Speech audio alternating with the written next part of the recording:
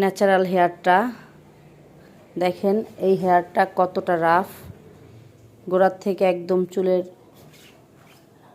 Agar সামনে অনেক rough. দেখেন চুলের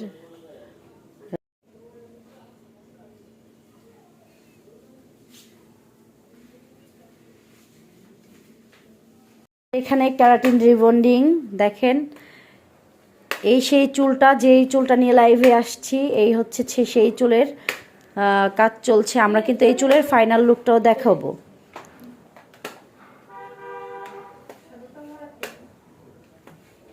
আপনারা যারা যারা এরকম সুন্দর চুল পেতে চান তারা কিন্তু মিথিলাস বিউটির জন্য চলে আসতে পারেন।